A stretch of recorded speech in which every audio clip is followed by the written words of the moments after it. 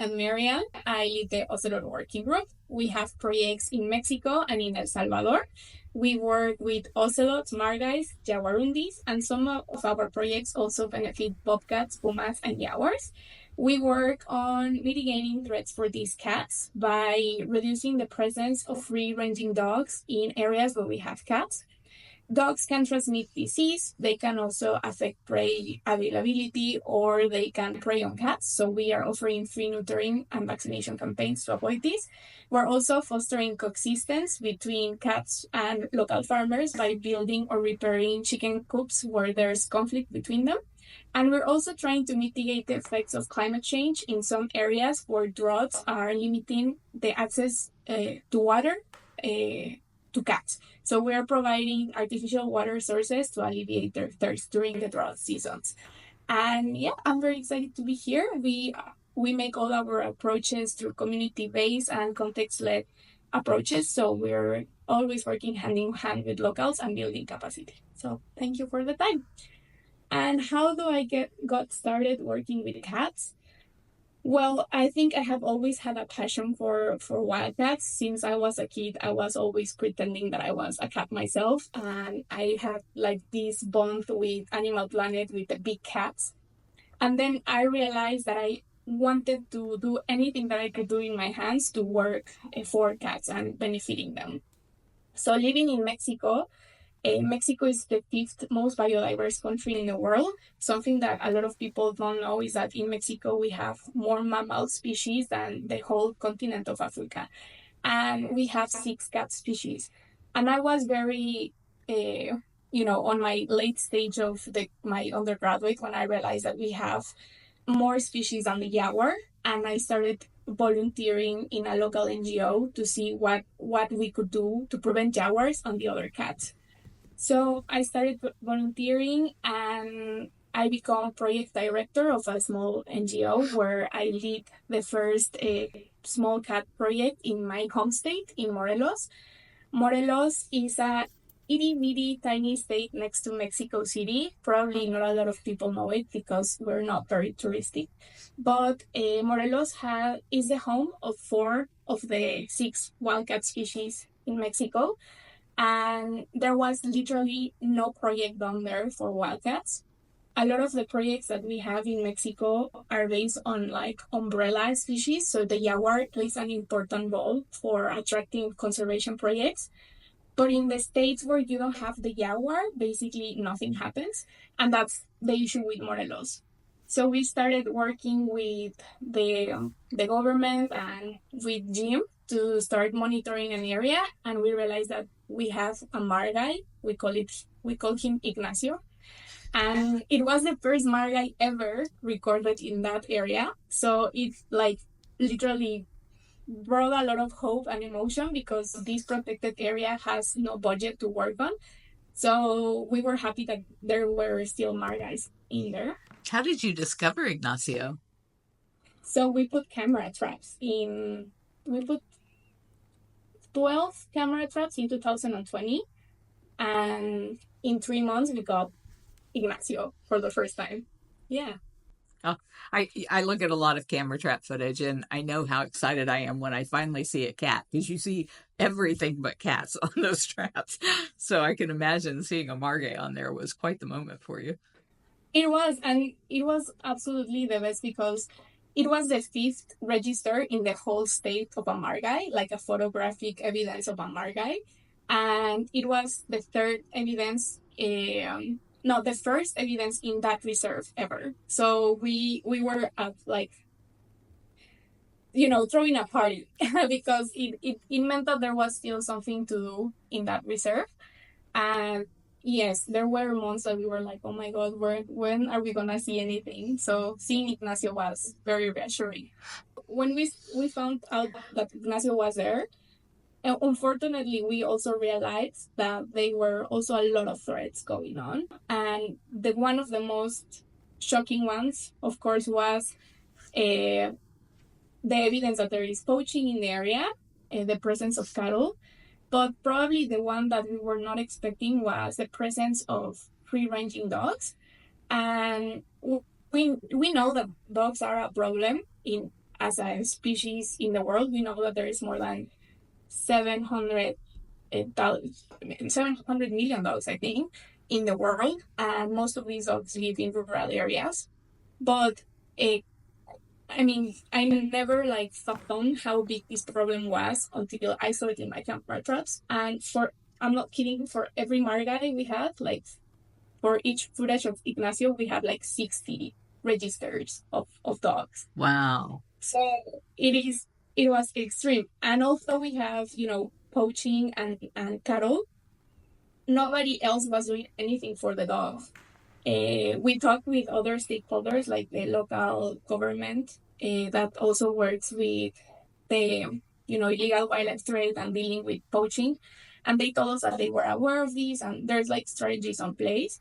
But when we were like knocking on doors to see what is done for the dogs, nobody was like answering or raising their hands. And then I became obsessed with this issue because there's so much evidence saying that there's canine distemper that can affect the whole population of the cats. Even in the IUCN red list assessment, there is a special like paragraph saying that an epidemic caused by dogs can be a problem for the margays. So I was very shocked to see that there was nothing on place for this threat. And that's how we started doing. Well, there was another component of this because one of the things that a lot of people ask us or tell us is like, well, why don't you just basically kill the dogs or manage the population of the dogs? And I have to say that this was like probably on the plans, but there was one picture that changed everything, and it's literally a picture of a Chihuahua in our camera traps. And Chihuahua dogs are pets, right? So in that moment, we knew that the problem was not only feral dogs, they were also free-ranging dogs, which means that these are dogs that can have an owner, but they just roam freely around like the cat habitats. So that's why we decided to start working with the communities, because we know that if it sounds horrible, but if you kill the wrong dog and then you have the whole community against you, you can have retaliatory actions against the cats. And we wanted to solve this problem forever. We didn't want to, intervene one time and leave. So although it's taking us a while and it's still an ongoing project, we're very happy to be doing what we're doing, because now we have been able to neuter more than 300 dogs and vaccinate over 600 dogs. And this year we have already planned for other 3 neutering campaigns thanks to the Small Wildcat Conservation Foundation. And we are now seeing a lot of behavioral change with the communities. We survey them a lot, like we do like community census to see if they have participated in our campaigns, but also we're looking to see if they're willing to keep their dogs inside. We launched a community program. We are now permanently doing community workshops in the primary school. So we're constantly working with the kids and reinforcing the message of the importance of keeping their dogs indoors, but also we're also trying to build more pride on them, on knowing the local species that are around them. When we started working with the kids, we did like a small monitoring survey, and they were only able to detect or like identify 15 species. And when there's more than 40 species that we know that live in that reserve. So now they are able to engage more and understand what's living around them, and we're building this bond and this engagement with the local nature so they can, become the local warriors or the local keepers of the small cats. This is basically how I started working with cats. And then I remember that back in the day, there was literally no one doing anything for the dogs. So I pitched this out to Jim, and I literally asked him for help because nobody was doing conservation. Like a lot of people was doing research, but they were not, actually taking hands-on tree removals projects. So that's how I I ended up reaching out with Jim. I told him, this is my situation. I'm from Mexico. This is what's happening. He was very keen to help. And now we have 5 projects. We have that project, the Ignacio project in Morelos. And we also have another project that it's like a replica of this project, but in the north part of Morelos. And that project is actually also really, really strategic because we think that there's a way to connect the reserve where Ignacio lives and the reserve where we have detected the other margais. And there's also the presence of dogs. So we're kind of now building or like building sustainability and replicability of the project in other strategic areas. Then there is a project that we have in Calakmul, Mexico, which is in probably Cancun. Cancun is in the Caribbean side, and if you picture a map all the way down to Belize and Guatemala, that green forest, the Mayan forest, is where we have Calakmul. Calakmul is the biggest tropical reserve, tropical forest reserve that we have in Mexico. And compared to other areas in that area of the Yucatan Peninsula, it doesn't have water. So it literally depends on rainfall. And now with climate change, there's an alteration on the rainfall patterns. So we're seeing more and more conflict between wildcats and other species trying to find water anywhere else. So we're providing water for the cats. In this area of Mexico, uh, beekeeping is a super important activity because it is a way of providing an income without, having to sell your land or having to deforestate. It's let's say, an eco-friendly activity that also employs a lot of local people. So one of the problems that we have with beekeeping is that to avoid ants eating honey, the beekeepers put water under the hives, and that creates like a natural barrier between ants and the honey. But since there's so much drought, animals are so desperate to find water anyway because these uh, beekeeping farms are inside of the jungle. There's no, like a limit or a border differentiating the reserve and the communal lands. It's a continuous forest. So the beekeeping farms are in the middle of the jungle and they are water sources. So when wildcats or tapirs try to find water and they encounter these bowls of water, they can't even drink till the last drop, and they create a problem between the beekeepers and the cats because they finish the water and then they lose their harvest. This is the first time I've heard of this. This is really interesting. Yes, we did a comic book to explain the problem as well. If you want to see it, I can send it forward. Yes. So, yes, absolutely, of course. And I have a video if you want to see it. I'm Mariam Weston. I'm the coordinator of the Ocelot working group, and I'm visiting one of our projects here in Calakmul. We're in the community of Conguas, where we work hand in hand with some families of beekeepers to foster coexistence between them and the local wildlife, including some ocelots, margais, and jaguarundis. But this project has also benefited tapirs, jaguars, and pumas. Behind me, it's a water throw. During the dry season in this area, we experience a lot of water scarcity from the natural body sources. So this is a water storage that helps us collect water from the rain during the rainy season, so we can use this water to feed both the water throats and the apiaries. This year, we're gonna implement more capacity in the water collecting system so we can storage way more water to facilitate the journey of the beekeepers so they can avoid bringing water all the way from their community to both help their bees and keep feeding water to the water throats that we're implementing to foster coexistence. So thank you so much for your help, and we hope that this year you will start seeing some of these strategies already implemented. Their farms. So the animals, instead of going all the way to their farms, they will just find water in between. And we're monitoring both like the apiaries, or like the place where they have the bees, and the drinker. And we see cats using now the drinker more than the farm. So it's working, and we have the videos for that.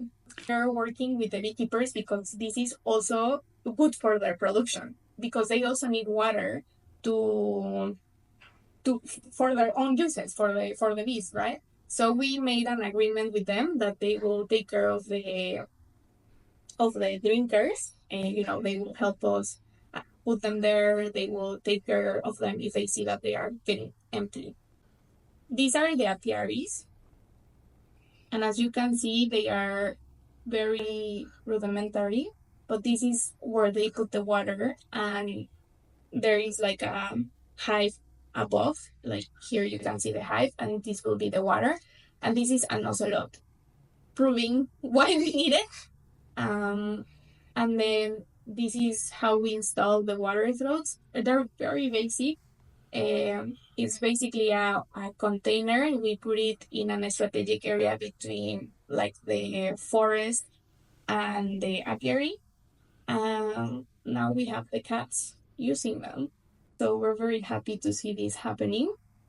We are providing them like a small stipend every month to encourage them to keep the water filled, but it's usually like the water remains there over 2 months. Like there's usually not a need to constantly be feeding it unless it goes like below a moment. That's when the beekeepers intervene. But to be honest, they're very, very happy to help us to do this project, because they are also benefiting from these water sources by having more water for their bees and having no incidents between the wildlife and the bees. So all the people that we're working with, it's pretty much happy to do this for free, but we don't want this to be something that they don't get anything from. We're also helping them with a small stipend for any expense that they might have for doing this. And a part of that, we are delivering workshops in the communities for them to learn how to do other subproducts with their honey, like soaps or shampoos based on honey, or candles or makeup. So they also see us as a friend that cares about also them as human beings, and not also about the cats. And at some point, we would like to make cat friendly honey, like eco label, because they are really, really devoted on helping us achieve this project. And this is Don Carlos. Don Carlos is one of the beekeepers that we work with, and his life changed when he saw one of the first videos of an ocelot drinking water from the drinker. So I think just for them to be able to see what lives in their lands has been a sufficient incentive to keep working with us. So we're very happy about that. Yeah, and you can see here is like some pictures from the workshops that we do. This is the comic where we explain what's the situation, because of course we work with 5 families at the moment, but this is a problem that is huge. It's climate change impact, right? So we are also trying to distribute these easy ways of fostering coexistence through this comic book in other communities where we're like limited on resources to expand the project, right? So if they have a similar project or a similar problem, they can call us and we can give them guidance on how to mitigate this conflict and keep things safe for the cats. So that's here's like the comic book explaining the issue. A friend did them for me. Her name is Andy Malpica, and she's been like the best. She does them for free because she loves pets with me, and I convinced her that this is how we can communicate better, because in a lot of the communities that we work, people don't know how to read. So if we are able to explain our message with drawings, it really helps out a lot. The water fountains are $280 each. And the water systems, like the roof and the water storage, is, I think, $800 per system. I'm not sure I understood what was the 280 versus the 800? The 280 is only the water through, and the 800 is the collection system. But because of the currency rate that we have at the moment, which is getting lower and lower every time, I think it's between $1,000, like to get it sorted and installed. Yeah, between $800 and $1,000. The neutering and the vaccination campaigns have to be constant, which is a constant expense. And I think that's the issue, because there's over 26 million dogs in Mexico on the streets. So it is a problem that we have to fight continuously. Our vets charge us around 20,000 pesos, like 20,000 pesos, which is around a bit more than $1,000 per vaccination, per neutering campaign. And it doesn't matter if it's 30 dogs or 100 dogs, like that's their standard price, which is amazing when we hit the numbers of 100 dogs. But sometimes, people don't show up. We go and gather them. We do 3 small campaigns where we go and collect the dogs. And sometimes we even are picking dogs from the street that don't have owners. This is one thing that we're going to do for the first time this year. And we neuter in the buffer areas of the reserve, which implies that we will take the little, the truck and like the little surgery all the way up to the reserve. I will show you a video. It's a 1-minute video. Hi, we're here at the buffer area of the Sierra de Montenegro, where we are launching this conservation project. Right now, we're collecting these puppies. These puppies have been already vaccinated with the donations you made, and we're about to collect them and take them for their first sterilization. As you can see, they are like free-range dogs, and they can access the reserve. So the idea of these sterilizations and vaccinations is to prevent the risk of disease transmissions between the domestic fauna and the wildlife. So thank you so much for your donations. We will be keeping you posted of the development of the project. And then we do the massive campaigns, where we try to get as many people as possible from the community to bring their dogs. So we're doing both. But I will have to say that the most effective ones are the ones where we neuter on the border of the reserve and the communities, because those are the dogs that more easily will access the reserve. So they take more time because it's more effort on going and picking up the dogs and bringing them back. Yeah, but for you to have an idea, our usual team to run like these neutering campaigns is about 10 to 15 people to do everything correctly. We just got our first neuter dogs in our camera traps last month. So I'm very happy, because after 3 years, we're seeing the results in the cameras, and we know that the dogs that are now entering the reserve, at least we know that they're vaccinated and neutered. So it's decreasing the risks for the cats. And is the disease focus specifically or mostly on this, what used to be called canine distemper, which Jim tells us is now, because it's obviously been spread to other animals, called carnivore distemper. Is that viewed as the primary medical issue? We're targeting everything. We're vaccinating them against canine distemper and rabies, because we know that rabies is still a problem in some areas where we work. So we're also not vaccinating them against rabies. We're also vaccinating against leptospirosis, which is a disease that can also affect humans. And we're also vaccinating them against certain coronaviruses, and there's the parvovirus as well. So we're trying to cover everything, because canine distemper will affect carnivores basically, but these dogs are not only interacting with carnivores, but also humans and other herbivores. So we're trying to decrease the risk of any disease basically.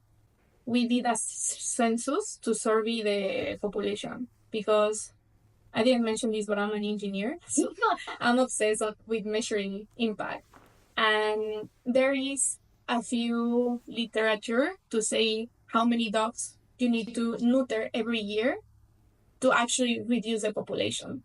So it says you need to neuter 10% of that population every year for you to actually reduce the population in the long term. And we did a survey in the community first to see how many dogs they are. And we have around 1,200 dogs. So we're talking about 3 dogs per household, more or less. This is the amount of female dogs that we have been able to neuter. We have been able to neuter 168 females and 74 males, both cats and dogs. And in total, we have neutered 242 cats and dogs, counting only last year. So our aim is to neuter around 120 dogs per year to actually have an impact on this population. And it's been a bit hard to get to those numbers every year, because it's hard to get the trust of the community. But something that really made a difference was to find the right veterinarian team. And this is something that finally we were able to solve last year, when we team up with the vets that are now working with us. And yeah, they are fantastic. Honestly, they change the way that we work in that area. Are they local, or do they come in for a spay day, which is what we call it here? They're local. They are from the same state. They have their own NGO that works for dog and cat welfare, and they provide these campaigns basically wherever it's needed. But they also have a heart for conservation, and I was able to pitch them the project, and they were able to join the project and collaborate with us. So they are also now offering us like priority on dates for us to organize the neutering campaigns. This is a small video. In the Sierra de Montenegro in Morelos, Mexico, successful records have been obtained for small wild cats such as the margay and the jaguarundi. However, there is also a concerning number of free-ranging dogs, which pose one of the most significant threats to these wild cats and the rest of the wildlife in the area. In order to mitigate this threat, our conservation efforts have focused on collaborating with the communities, providing them access to workshops, murals, and other creative outreach tools regarding responsible ownership. Above all, free vaccination and sterilization campaigns for their pets have been vital for this project's success, as this has received a great response from the residents. For example, in our last campaign in September 2023, more than 40 dogs and 60 cats from the community of Tepetzingo were successfully sterilized. We aim to continue this work with your support. If there's anything else that I can say, is one of the hardest things to fundraise for is money to pay for these people, the people that implement the workshops, and the people that go and do the camera trapping, and the people that helped me organize the nutrient campaigns as well. We have one girl. Her name is Maria. Maria literally is like the field officer of this project. We paid her 36,000 pesos, which is annually. So it is, her salary is about $200 per month. And she does a fantastic work, and it really makes a difference because all of the people that we are hiring are local young women that work in conservation. So we're trying to pay them for this work instead of, for them to have to volunteer this work, because in Mexico it's very hard to get a job in conservation. So we don't want to, just expect them to do this for free. We're trying to give them a remuneration for their hard work. So is she basically like a project manager? Yeah, project implementer. Okay. And how many people are there that get paid this modest amount to help? Belen, Maria, Belen and Maria.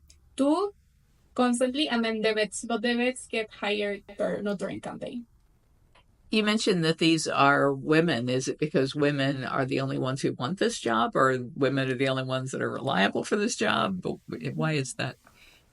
Well, it's hard to get a job in conservation as it is, but it is a bit more harder to get a job in conservation as a woman, because there's not a lot of opportunity if it involves field work, because it can be a bit dangerous and not a lot of organizations are willing to hire women to do field work, basically. So we're trying to break that stigma, obviously running with all the precautions that we have.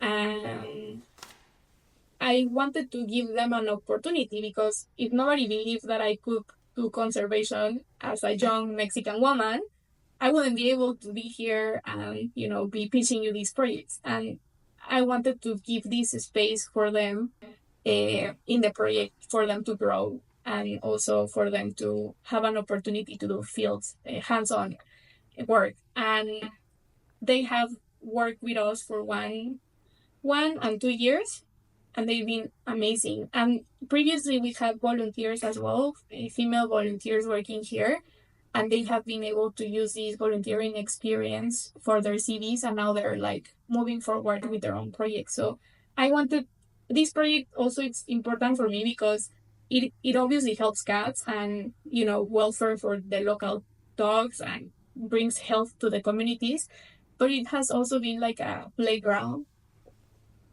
for young conservationists to build their careers in Morelos. So I'm very happy. I'm pretty proud of this project because it's been super hard work, but now we've been working with a lot of young women that are developing the project themselves, no? So I'm happy to have them. I feel that I am more helpful here because now I have like constant income for my own expenses, and now I can just worry about getting the projects done by putting all my brain on all the administrative things like writing proposals, reviewing the projects, doing all the admin that nobody wants to do, and fundraise for the people that it's on the ground. So I am not sure if I go back to Mexico, I'm not sure how long can I be like self-sufficient, if that makes sense, because again, I think I was not able to earn a salary before. And that really, that's amazing, but there's so much time that I can live with my parents. And that's why I think living here, it's like the way that I can do this, for free. But I don't know. I really want to go back to Mexico, hopefully in a couple of years, and do all of this like more hands-on by myself, because every time that I go and see the projects, I'm just like, I want to stay here forever. So it's hard. We have weekly meetings on Zoom, and we have WhatsApp groups. WhatsApp groups are fantastic. We have like real-time conversations, and The hardest part is to put the projects together. I was obviously in Mexico when everything started, so pretty much everything was already settled down. So there was like a process to do things, so that was manageable. But now it's more about keeping the engines going and, follow up with stakeholders, making sure that the plans are correct, calendarizing with the veterinarians, all the admin stuff. No, we It's a know. lot of work. Are you worried? Are you worried that when you return to Mexico, you'll have a British accent? Oh my God, please, God protect me of that. I just wanted to say that I'm a big fan of both of you. Thank you so much for your work with wildcats and for the Big Cat Safety Act. That really means a lot.